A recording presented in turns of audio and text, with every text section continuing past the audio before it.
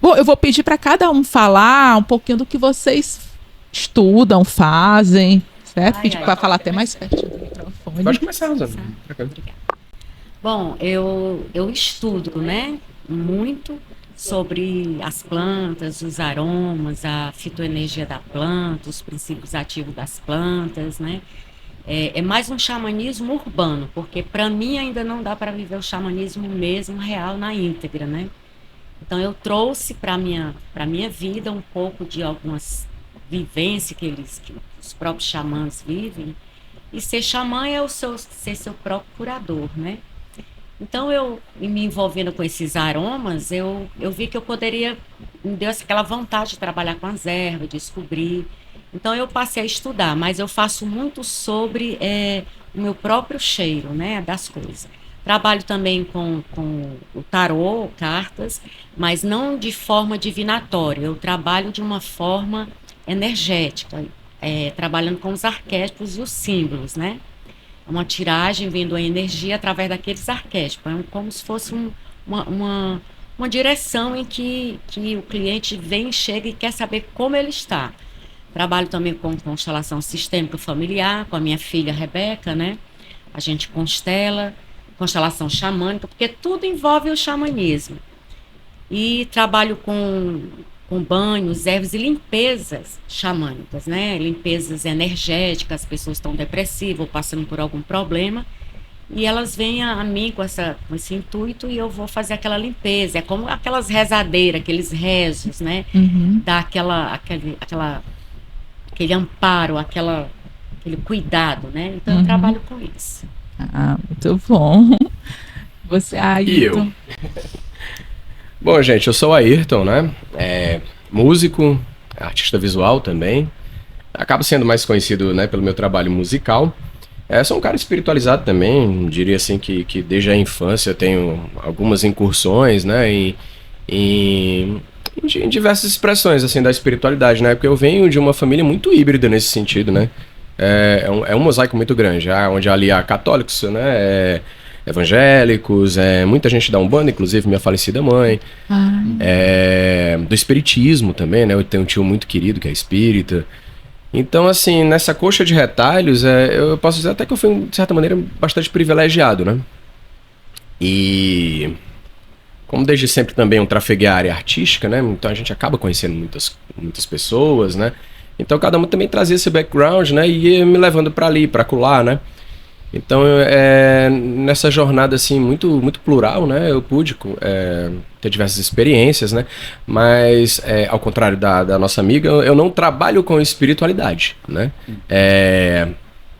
O máximo que talvez eu pudesse dizer pelo meu envolvimento com o esoterismo, com ordens iniciáticas, né? E até com uma religiosidade não propriamente esotérica, até em certo sentido pública, né? Como é o caso dos cultos afro-brasileiros, né? Então, nesse sentido também, eu acabei me envolvendo em 1, 2, 3 coletivos que tinham ali seus grupos de estudo, né? Seus espaços de prática, né? De ritualística, etc. Então, o mais perto que eu poderia talvez dizer que onde eu trabalhei, né? Com espiritualidade foi mais ou menos nesse sentido, né? No momento, eu não estou vinculado a nenhum trabalho específico, né? O último foi talvez aí... Eu coordenei um grupo de estudos vinculado ao Círculo Iniciático de Hermes, né? De Curitiba. Até ali, talvez, pouco depois da pandemia, né? 22, por ali. Hoje eu sigo um caminho solitário, né? Claro que quem me conhece sabe, não, Ayrton, mas você já tirou tarô pra mim, né, e tudo, e de fato eu faço consultas, né, com tarô, né, comercializo isso, mas eu não divulgo muito. Na verdade, embora eu lide com tarô há mais de 10 anos, eu acho, já, eu acabei sendo levado a isso porque eu fazia consultas gratuitas para as pessoas próximas, né? E às vezes nem tão próximas, mas que tinham ali aquele contato comigo através do Plastic, tipo, tira a carta para mim. E eu gostava de fazer isso, né? Não é querendo que pagar de super altruísta, não, mas também era uma maneira que eu tinha de me exercitar a linguagem, né? Então, ela sabe muito bem disso porque ela é taróloga, né? É como você falar inglês, espanhol, uma nova língua, né? Você adquire fluência pelo exercício, né? por estar ali entrecruzando, né, a situação prática que o consulente traz e aquele estudo prévio que você também já traz, de cursos, de literatura e etc, né? Então, para mim foi ótimo ter feito tantas e tantas consultas gratuitas para as pessoas, né? Tal hora, isso tava tão, assim, eu tava tão assoterrado de consultas por fazer, que eu tava devendo consulta para dali a 3 meses. Eita! Gente, tipo, nesse pique aí, irmão. Aí eu, gente, calma, não dá mais pra ser de graça. Né? Uhum. E aí passei a cobrar. E, para minha felicidade, muita gente que havia colhido benefícios, creio eu, né? Senão não teriam voltado, né? Das consultas na época que eu fazia na faixa, né? Passaram a se tornaram clientes, assim, né? Tipo, frequentes, massa, inclusive, velho. Né? Uhum. Eu não costumo... ela provavelmente vai corroborar isso que eu tô dizendo, mas eu não faço consultas em espaços muito curtos entre uma e outra, porque aquilo acaba virando não só redundante, mas também de pouca utilidade para o consulente, né? Então eu dou ali espaço entre 3 meses, aí daqui a 3 meses tu volta e vamos reavaliar o que aconteceu entre o ponto A e o ponto B, pra gente saber como a gente chega no C. E a exemplo dela também, eu não sou muito afeito à coisa da adivinhação, né? Eu acho que o futuro só a Deus pertence. Eu gosto de pensar o tarot como uma fotografia do momento, né? Uma fotografia de cima, né? Sim. Da situação que também envolve o tarólogo, né? Na medida que a mera e simples decisão de você ter procurado uma consulta, né? Já altera o objeto que foi trazido para a mesa de consulta, né? Mais ou menos como aquela cena de Matrix, né? Em que o Neo está conhecendo a Oráculo, né? Ela disse, cuidado para você não esbarrar no vaso, né? Ele, que vaso?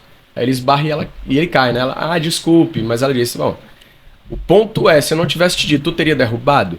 Então, às vezes é necessário esse cuidado também, né? Tipo, não queira saber o que você não está preparado para ouvir a resposta, né? Então, assim, de uma maneira assim, vamos dizer assim, mais comercial, e eu não vejo problema nenhum também em monetizar a espiritualidade, eu não tenho problema com dinheiro. Todo mundo gosta de dinheiro, todo mundo precisa de dinheiro, né? Mas desse ponto de vista comercial, talvez o tarot seja aquilo que eu faço que mais encontra vazão no âmbito da espiritualidade, né? E que também transcende a música, que acaba sendo também a minha atividade principal. Como foi essa iniciação de vocês na questão das cartas? Porque por exemplo, é uma frustração minha. Eu já comprei várias cartas de tarot, tento ler, boto o manual do lado, mas eu não consigo. Parece que eu não consigo me conectar com as cartas para entender o que ela está dizendo. Aí eu fico frustrada porque eu tento e não consigo sair do canto. Não é aquilo que eu falei antes, não? Da frequência com que você insiste, né? Porque eu acho que tem muito disso. Às vezes a pessoa...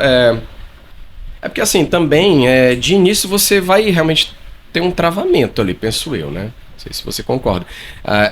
Porque a coisa é muito velada, a depender do deck também vai ter uma pluralidade de símbolos que vai dificultar uma leitura inicialmente, né? Ela tá ali com o Marcélia, né? Eu já leio, por exemplo, o tarô de Tote, é o meu tarô de ofício, né? E ele é ainda mais carregado, né? De muita coisinha que com uma lupa você passa ali e tudo ali dá um pano pra manga, né? E para complicar ainda mais, existem tantas situações que podem ser averiguadas no tarô quanto as situações na vida. Então isso escala para né, uma dimensão inconcebível, né, em termos de todas as possibilidades que podem abarcar. Isso também dificulta muito o desenrolar no início, né? Tipo, as mesmas 5 cartas que saem numa mesa, elas podem contar uma história completamente diferente a depender do que é que se perguntou antes. Uau. E são as mesmas cartas, né?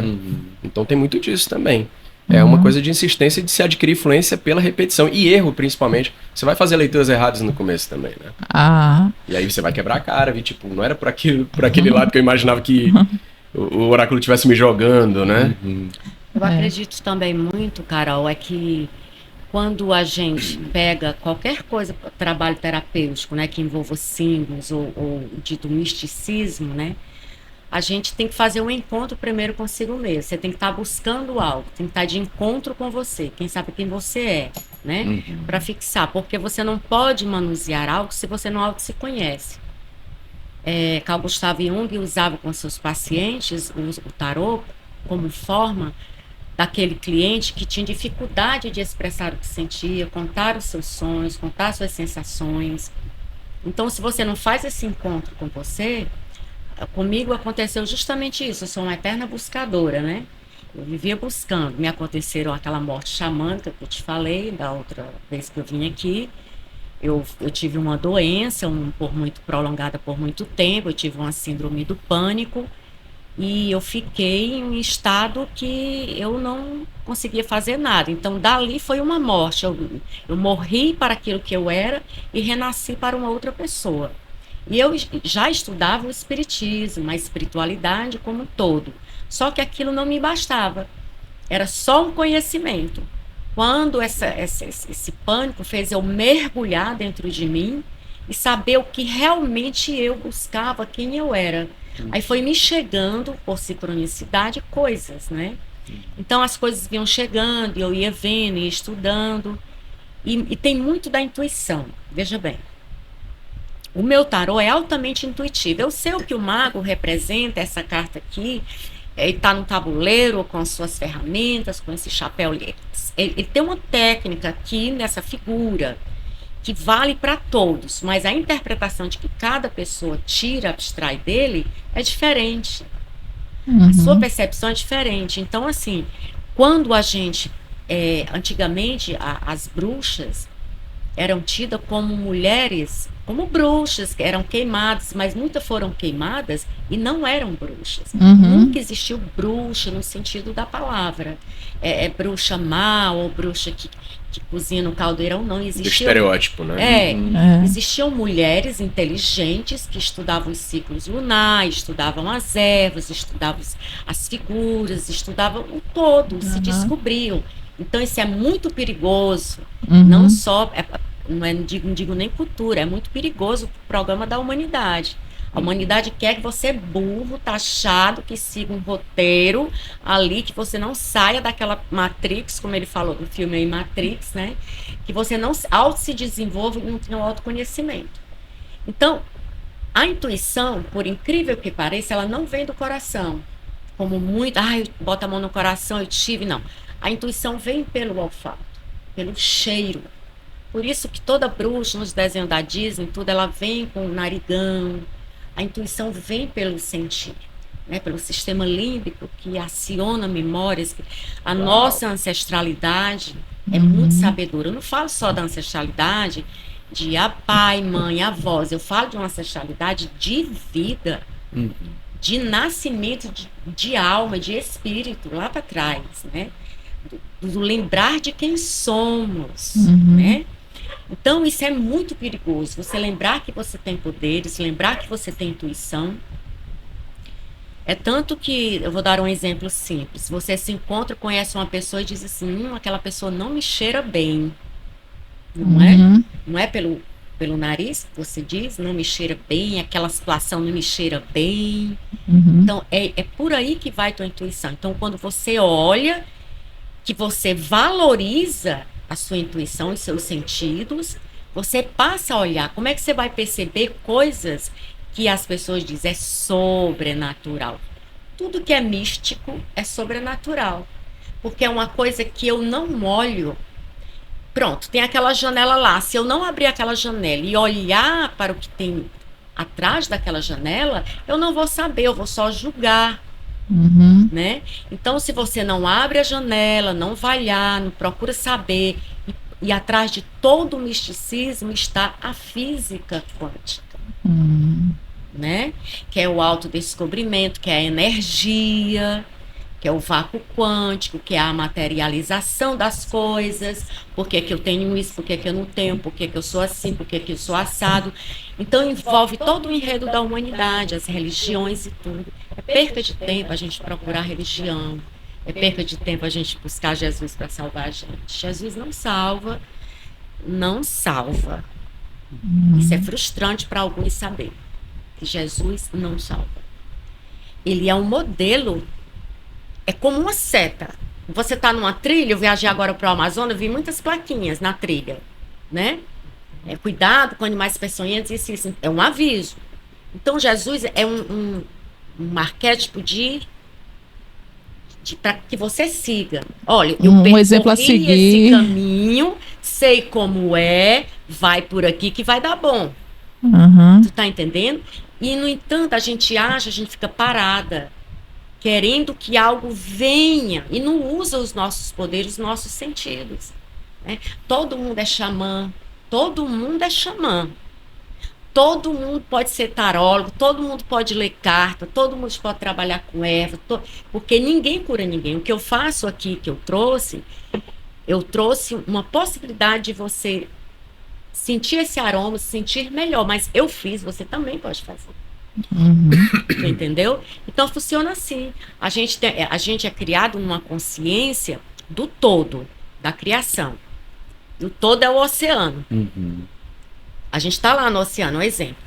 Tem aquela onda que sai e vai para a praia. Aquela onda que saiu e vai para a praia, ela tomou consciência. Então, quantos não estão mergulhados ainda no oceano e não tomaram consciência? Então, nós, os místicos, nós, os terapeutas, nós, as pessoas tarólogos, os umbandistas, são pessoas que conseguiram enxergar algo energético que está ali, que está dando algo pronto para algumas pessoas, mas todo mundo pode enxergar. Esse é o meu... É o que eu acho, assim, né? O que eu penso. Então, seria assim, a gente primeiro olhar bastante para a carta, né? Entender o que ela significa, criar a carta fala com você. Criar uma conexão, não é uma coisa que eu vou Exatamente. olhar aqui e pronto, consegui ler, né? Você leva um tempo exercitando isso, né?